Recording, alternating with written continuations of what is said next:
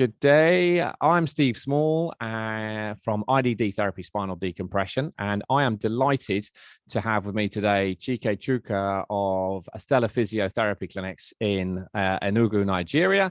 Chike is one of our global IDD therapy providers, and I thought it'd be really nice to have Chike on to just talk a little bit about his life, his journey, and his experiences with IDD therapy. So, good day, Chike. How are you today? I'm okay, Steve. Thank you so much. Are you okay? I'm great, thanks. Yeah, really good. And we've been talking about doing this, and it's great that we're finally here. So Chike, what I really wanted to do was to let people know a little bit about you. And obviously, I've been to your clinic and know what a great setup you have. And we've known each other for too long, I would say. No, not too long. Can't be too long. We've known each other for quite some time, and we met in the UK. So just tell us a little bit about yourself, if you wouldn't mind, Chike, so people know a little bit more about you. Well, basically, like you said, Steve, my name is Chike Chuka. I'm the clinical director for Astella Physiotherapy Clinic. My background is physiotherapy, but I've gone on to become the clinical specialist in sports medicine. That's my area of interest, and I've worked across the spectrum. I'm more of a musculoskeletal disorder specialist, if that's what some people are trying to call me. Physiotherapy is what I do, and I have passion for it. I love it. I've worked through like I said, through all the broad spectrum of physiotherapy, ranging from civilian to military. I've been spent some time with the British Armed Forces for some years, and I've also worked in the elite sports industry. I was with West Ham Club for about 2 seasons, and I've also run my own clinical firm in England, and hence I brought it back to Nigeria. Got a bit of a so how long were you in the UK before you moved back to Nigeria, Chike? Steve, if I can say, actually, I've been looking at it for about 32, 31 years. Okay. And where did you do your training? It depends. I did a sports rehab up in St. Mary's University College, and then did a physiotherapy at both University of East London and University of Hertfordshire. I see. Okay. Quite famous. And so you developed a bunch of different experiences in the UK. And you say you worked in the army. How long were you in the army, and where was that? Yeah. Well, we started based in England, and then got to move over to the First Armored Division in Germany, and we were actually based at Hereford. But we were running up the regional center at Gütersloh, and it was quite an experience, to be honest. Yeah, really good. I guess it. Absolutely fantastic. And obviously we have a little bit of banter about football because you're now a West Ham fan, having been there. No, not a West Ham fan. I'm a Tottenham fan. But Tottenham fan. Oh, I see. I'm a proper Tottenham Hotspur fan. No gotcha. And I'll tell you about that one. Once we continue, I'll tell you a little. Yeah, no, okay. When we went to a match, I was with West Ham and we were playing against Tottenham. Something happened, but I'll tell you the story now. Okay, that's another time. Okay, so excellent. So obviously when we met, you'd heard about IDD therapy, and I remember you coming to a clinic in London. Obviously you've treated a lot of back pain and spinal issues. What was it? Why were you kind of like interested to know a little bit more about IDD? Steve, the very first day I saw the IDD machine, my mind was blown. It was something that I've worked for several years managing people with all sorts of back pain problems caused by all sorts of, just like where different causes of low back pain. But I've never come across something so conservative but still so scientific. IDD. My mind was blown. I saw it. I had a little demo on it, but I wasn't too satisfied. Hence, I called and booked an appointment at the clinic. I think it was a spine clinic where you were. Being on that machine for 25 minutes, coming out of it, I thought, this is exactly what's been missing from my tools. I fell in love with IDD right from that day, and it's been tremendous. The amount of results we have, really good outcomes that we had from IDD on lower back patients. Yeah. Over the last, I've been in my clinic for about 5 years. Over my years of practicing, I've never had so much outcome like I've done with IDD. Honestly, and the good thing about it is that it's just part of the weapon that we use for dismantling lower back pain, and it's so effective. But I'll tell you a little bit more about it. It's interesting how you get your passion comes through as soon as you start, and I can remember that day when you went on the IDD, but at that point you hadn't actually got a clinic in Nigeria. So you're from you grew up in Enugu. For people who don't know, where is Enugu in Nigeria? Enugu is a part of the eastern part of Nigeria. It has a population of about 5 million. That's about 2016, it was 4 something million. So by now, I guess it might be about 5 million. It's, well located is an outskirts, because when you talk about Nigeria, sometimes all people talk about is Lagos and Abuja. They don't know big, nice, well, not that big, but really sophisticated, in my own opinion, a very civilized area. But that's where I'm at. That's my home. So when you were in the UK, did you kind of, what prompted you to, I don't know, go back to Nigeria? Was that something that had been on your mind for some time? Steve, that is really a good question that you just done there. And to be honest, you hit me back again. My memory lane is just running on now as I'm trying to answer this question. Came on holidays to Nigeria, I think it was 1998, I remember, something like that age. Yeah. And I went to visit one of the hospitals, the orthopedic hospitals, and I decided to go and see the physiotherapy department. Yeah. And by that time, my inclination was saying that, oh, man, you need to put something back into the system where you came from. Yeah. I left Nigeria. I did my college level stuff in England, and then went to university. So it was a long time away from Nigeria. So going back to see what I was seeing at that time, it wasn't really encouraging. Right. But at the time, there's a hope for it. That's why I said, because I saw some good clinicians and people who really know what they're doing and that. So I thought, all right, how do I come in here and help? And a few things that were missing. So I said, all right, that clicks it for me. I said, I'm going to come back when I have enough funding to get the equipment I want. I'll come in and I'll work with this hospital. So I went and saw the CEO of the CMO, Chief Medical Officer. That's what they call, right? Yeah, yeah.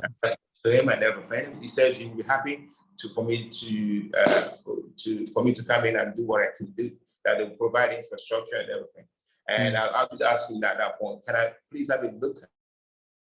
So when I went back there, the infrastructure wasn't as good as what I wanted for what I wanted to put in. So because I wanted to put in some more up-to-date, reliable and evidence-based equipment. Yeah. So I thought it's going to go in a building that is quite something very commensurate to what I put in. So anyway, I thought to myself, this is not really. If we're going to do that, we're going to have to put up a new structure altogether. And because of their budgeting and all that stuff, it wasn't forthcoming. So I thought, all right. So I went back to Nigeria, back to England. And over the years, I've been thinking about it. And eventually, when I was ready to go and I wanted to do it by myself, and I started putting up the structure. So I built a purpose-built physiotherapy clinic and loaded it with all the latest equipment. That's how. Yeah.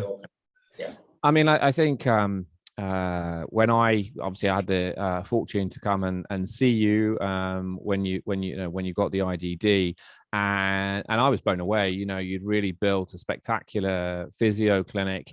You'd got state-of-the-art equipment. You'd got a hydrotherapy pool, which in my travels around clinics, there's not many places. You might get some private hospitals which had some in the UK which had something similar, and you'd basically built all of this, and so that is it's impressive.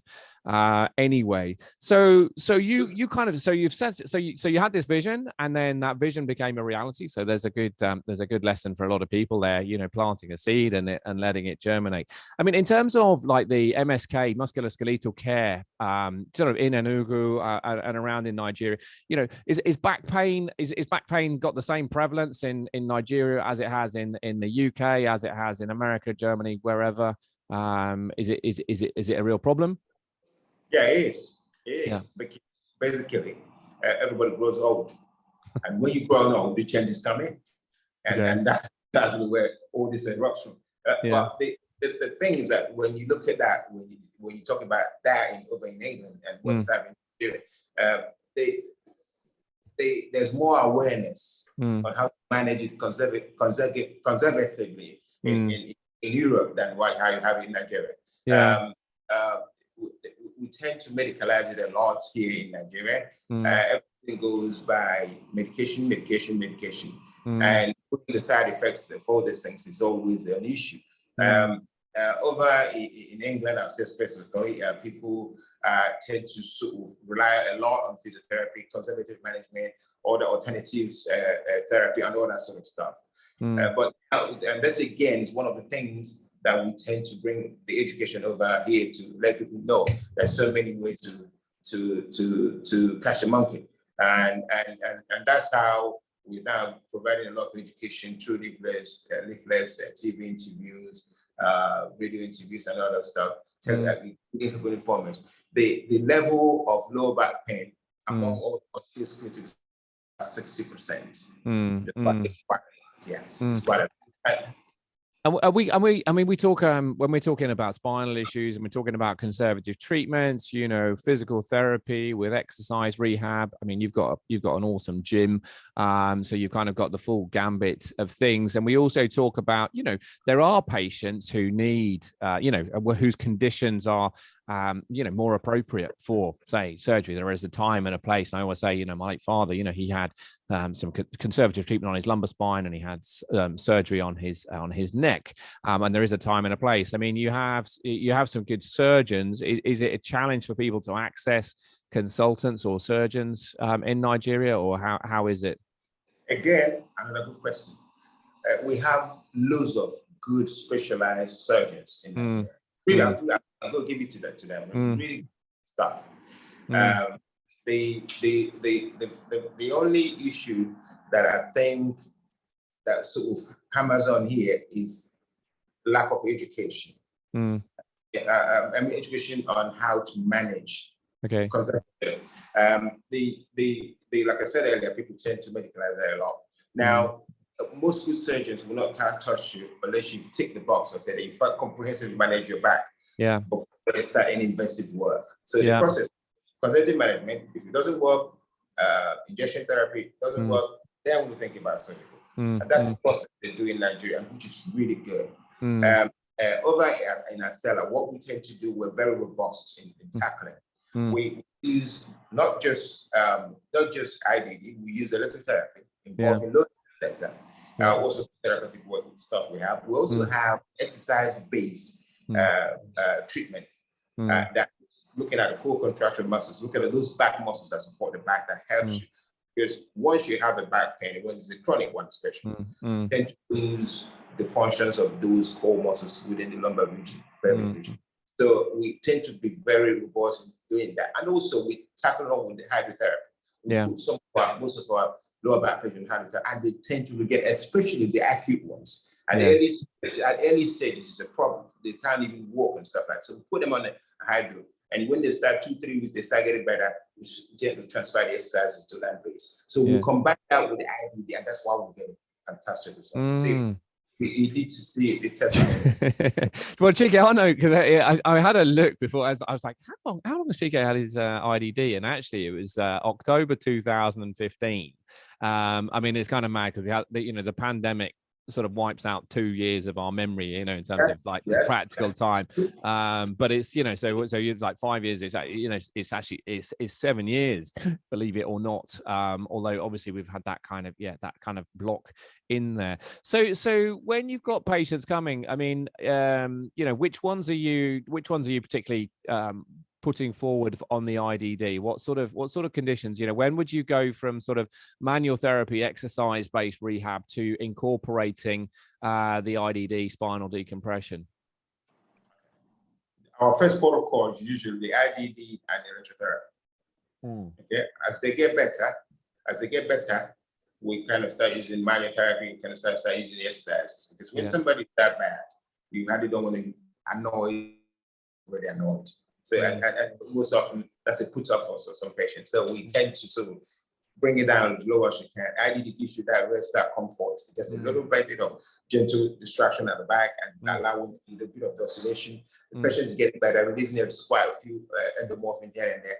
The back is calm, it's not really getting irritated. The nerves doesn't like to be irritated when it's irritated. If you try that, it's a killer. So patients might probably run away, they won't come back the next day. So this is why we tend to do that. So our first protocol, IDD,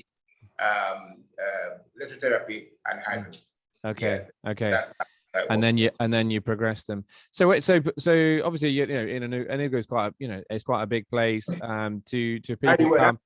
That is more. It's not gin and tonic. Just to let you know. I've got mine too. So water too. But so when you kind of opened, Astella, were you getting patients? Are the patients mainly in the community, or has it expanded? I mean, do people come from anywhere else? How does it? How has things evolved? Well, when we started, it was quite difficult. The initial stage, people weren't aware of it. Quite a few people were aware. There's something that actually happened. I remember that quite clearly. I had this gentleman who walked into the clinic, very robust, nice, really well dressed, top notch. I think his name was Johnny. I never forget that. And he walked in. He said, "Can I see the medical director?" And they said, "What's that for?" He said, "I've just saw your signpost outside. I saw IDD therapy. I just wondered if you really have it, or you just try and advertise what you don't have." Oh, right. So the receptionist laughed and said, "So we have it." He said, "Okay, well, can you show me that?" And he was taken to the IDD room, and his mind was blown. He asked that he wanted to speak to me. He said, "Whoever said this, I want to say." So I came out, my little jolly self, and Cockney geezer. Smiled. I said, "Hello," to introduce himself, and he said, "Wow, I've just seen this. I must tell you, this is incredible." I said, "Why do you think so?" He said, "Unfortunately, I just came back from the US about 2 weeks ago." He said he was having a treatment for ID for his back with the IDD in California, so he told me. He said he was having that treatment, but unfortunately, it's something that came up in Nigeria. He had to come back. So he done about 6 sections of it, and that's he absconded and came back to Nigeria. That he was about going back to the US again to finish treatment. And lo and behold, he was doing his time one of the car garages and saw our samples and just came and read it. And he said, "No, this is not true." So he came and said, "Listen, you have an IDD in my backyard? This is not true." Really? He actually gave me a hug. I said, "Wow." Wow. He was so excited. And then he became our patient. And he later on brought so many patients to us. And the thing is that the good work we do, we started at a very low level. People we didn't know about, because like I said, information and education is well required over here. Yeah. So people who didn't know started hearing about it, and they'll come in and getting good results. So the outcome was just speaking for itself, and now we can get patients all over the country, from all over the country. Yeah. We actually get from outside the country, Kenya, sometimes from Ghana. We do get patients from them. Yeah. Wow. So it's been good. So we started from a little base, and we're getting. Yeah. Well, I think you've got I mean, it's not a question of having therapies for the sake of it. I mean, when you've got the IDD, you've got, I know you have shockwave therapy, you've got other equipment, you've got a hydro. It's a large investment, and I know that your prices, your treatment prices, there's a different prices around the world. For what people are getting, it's a very reasonable it's a reasonable price. Were you nervous when you kind of put all of this into this new venture? I mean, initially it must have been, I don't know, or were you just? It was a big risk for me, but Steve, I tell you something. Like I told you, I wanted to put something back into this community where I came from. It was most desired needs that I had. That kept me going because I wasn't breaking even in any shape or in any form. Our IDD was being done for peanuts. You know what each section costs about for IDD in England. Yeah. And doing it for actually peanuts. Yeah. But I kept going. I said to myself, yeah, yes, if we was actually to get a little money, I wouldn't be back to Nigeria. I would have stayed back in England. But it was something different in life that I'm looking for at this stage in my life. Yeah. And that was to make an impact. I wanted to leave a legacy so that when the time I said 120 years when I would die, because I know it's going to be 120 years. I'll put my name over there. People will say, this guy did this, he started this, and this is what he started, and this is how big it's become. So it's just a way for to contribute to it. I think the nice thing also, Chike, is you're obviously you learned a lot by working with top people in elite sport, in the military, in the NHS, in the UK. Had a lot of influences, and you've also you've got a team there, and they're kind of, I suppose, any practitioners who are working in a dynamic clinic with the latest equipment. I mean, I guess they're learning a lot from you and implementing your programs, which is great. Obviously we like the positives. We're treating people with these disc problems and maybe sciatica. Are there times when people aren't necessarily responding and you switch them over to something else, or you refer them on? Does that happen? Or another good question too. Over the last 5 years I've been there, I've only had 2 patients that were difficult and low back pain.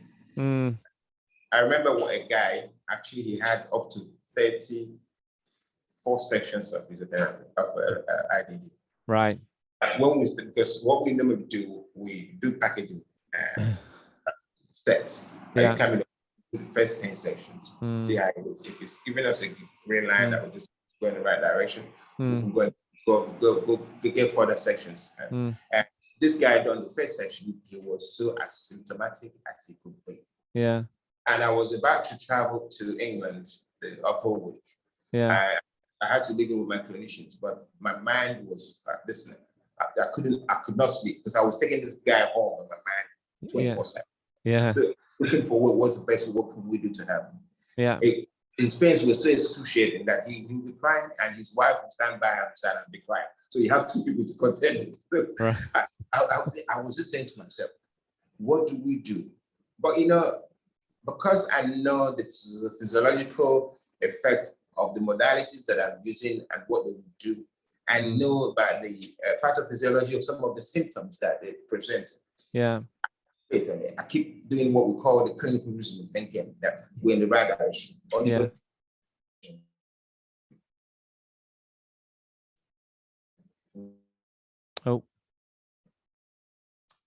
Calls, talking and checking on how.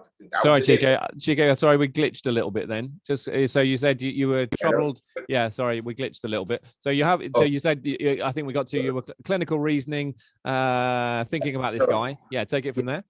Yeah, so I was thinking about this guy. So I got to England that very evening. Put on a video call.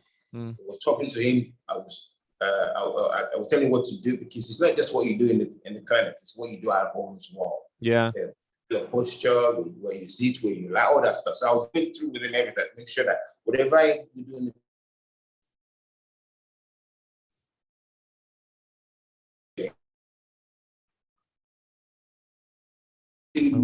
and if I can get this right, it's going to be a big door opening for me. So I followed this guy. Following he came to the clinic. Anyway, cut a long story short.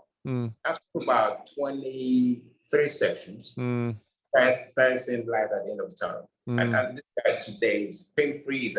He owes every 3 months coming for a bit of a top-up. Yeah. And so we have had two similar cases like that. Yeah. But what happens is that referring them on, I only do that if I think that this is not what physiotherapy will have. We have had people who come in with so many fractures or defects on vertebrae.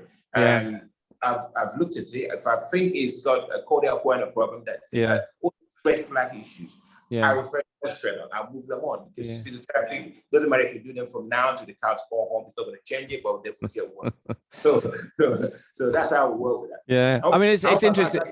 Yeah, I mean, it's interesting, when we're talking about numbers of, how many treatments we have, and there you're talking about, what to some might seem like quite a lot of treatments, the sorts of patients, and obviously, we work with, and we're connected, aren't we, with all the other clinics, and for the sorts of, we'll call it unresolved, or these chronic issues that people have built up over time, this expectation that 4 or 5 sessions of something is going to get them back moving again, it is, to our mind, completely unrealistic. So there are times when patients have a much longer program of treatment, because the tissue takes time to adapt, healing takes time, and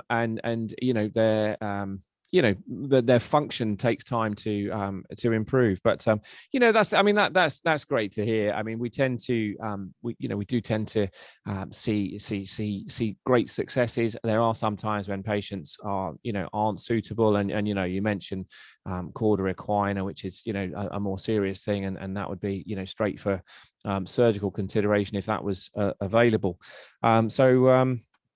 Yeah, cool.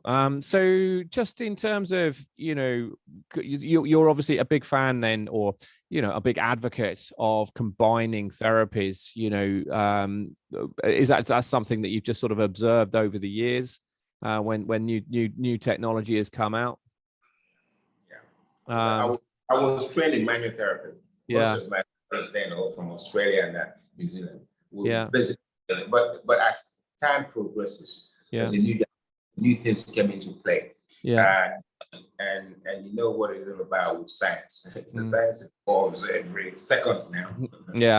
I think using that, if you don't get on board with that, you'll be left behind. And again, then that you cannot throw away the main base of physiotherapy, which is manual therapy. That's our bread and butter. So it's something that I tend to use, especially when you work in the private industry. What you want is results. Patients happy, get results, you get referrals. They will go up there and tell the world how magical it is. So you want to use the whole tool that is applicable, that is not contraindicated. Bombard it and get them out of your clinic. That's a great point. I mean, I think that whole thing in private practice, and outcome focused, getting the best results for people, and because it's all very well to have different. There's a whole variety of things that anyone could add to a clinic, but if you're not getting the results, then a good reputation spreads, a bad reputation probably spreads faster than a good reputation, so it's kind of it's a good job. Excellent. So really pleased to hear about how that's gone. I mean, as far as your practice, we're a little bit focused obviously on the IDD and the spine rehab. It's really interesting to hear how you combine various modalities and get people going. What's sort of next for Astella Physiotherapy? What are you got any plans? Is it continuous progression? What are your plans for the future with the clinic? The plan for the future is to lay a good foundation of what we have already. Our base, which is in Enugu, solidified. I've got a few new equipments on the offing, and they're going to come in by God's grace in a few months. I'm not telling anybody what it is, but it's going to be a new tool in the box. Super stuff. Yeah. Well, I think you're very curious, and if I think probably at you travel, you go to the physiotherapy exhibitions to see what's good, what's not good. I mean, and perhaps just for a general thing, Chike. I mean, obviously you've set up this clinic. It's a really impressive space that you've got, and if we'll put some links to Astella Physiotherapy, so there's some pictures of this amazing clinic. Looking back, the cliche of it's been a journey and what have you, any thoughts on what you might have done differently, or what advice would you give to your younger self as a sort of a business owner with a physiotherapy clinic or treating patients? Any thoughts on what you might have done differently, or advice you'd give to your younger self? Obviously, you're still young. Thank you. That's okay. Like me. Well, thanks for being sarcastic. Anyway, Yeah. the fact remains that my basic advice is to start small and grow big. Contain yourself, learn the trades, understand what physiotherapy is, have it at your fingertips, so that you clock in mileage as a clinician, so you can easily back from your clinical knowledge. It's very important. Yeah. And once you're able to do that, look for little tools here and there that will help you to start. If you can do that, right, start it at a very comfortable base that you can. You don't have to employ 20,000 staffs. If the box should have 2 staffs or 3 staffs. Solidify that. Once that's solidified, you can build up on it. What the problem that most physiotherapists very high level, they let stuff and make big noise. It's quite easy to put out, but eventually, when you go, nothing at the roots of the whole thing. So it's always good to start from a very solid low level and progress to the top level.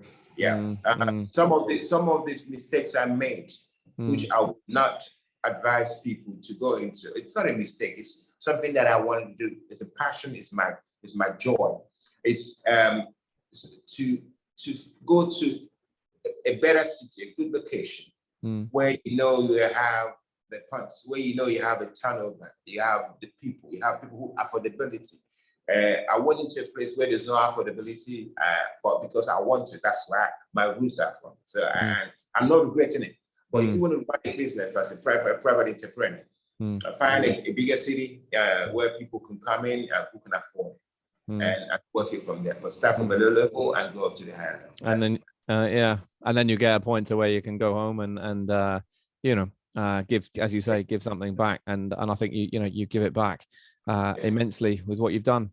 Chike, thanks so much for for sharing, the stories of your experiences. And obviously we're super proud, you were the first IDD provider in West Africa.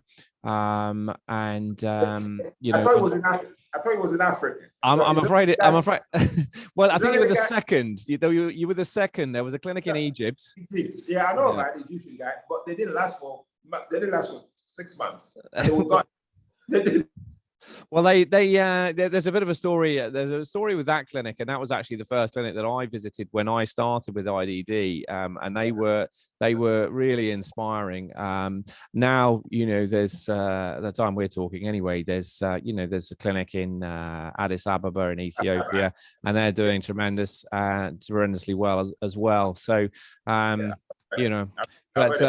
You're a bit of a trailblazer, and it's it's a big thing, when people are making a large investment and it's not like you've got you have this technology and it's not like you've got the manufacturer's engineer on your doorstep to assist you, but I think you've done really well, with, as far as the IDD is concerned, it's designed to be remotely assisted and checked and what have you, and you've got some engineers as and when, so but it's still a very brave thing to do. But I think that all stemmed from that, you having your experience of your manual therapy, that solid foundation, and then you trying things, and if something fits within your overall musculoskeletal philosophy, and you can feel it yourself, which is ultimately a great measure, if you like, of something, and you've achieved, and you've done it. Massive undertaking. Built a clinic, blah blah blah. So it is impressive. It is inspiring, and you get great results. I mean, I've seen some of the videos of some of the patients that you've had, and that it's genuine joy. That's the thing. People think, you can see testimonials and think, well, yeah, someone's written that, but we know, you're not playing around. You're not getting up in the morning or talking to me tonight because for the fun of it. You'll be there at work tomorrow helping people. So thank you. Yes, man. Okay. Well, listen, great to talk to you, Chike. We'll no doubt be talking. You know, you like to ask lots of questions, find out what other people are doing. So we'll be talking again. But thanks so much for coming on to the, today to have this chat. Have a good rest of your day. Yeah. Thank you so much, Steve. I well appreciate this, man. It's really one of the best things that's happened to me this month. I said my lifetime. I know this afternoon. So, on the sincere note, it's really good. I'm happy you came out, and I've sort of let out a bit of what really I am about, and to tell you how appreciative of what I have gotten from IDD. I thank you so much for getting me to IDD and making it easier for me, and all the support, technical support and stuff, and advice you give to me is immeasurable. I really appreciate that, loads and loads and loads, and thank you again. And my regards and love for all the IDD family in the worldwide. All right. Fabulous, mate. Okay, Chike. Take care, Chike. Talk to you soon. Cheers, mate. Thank you.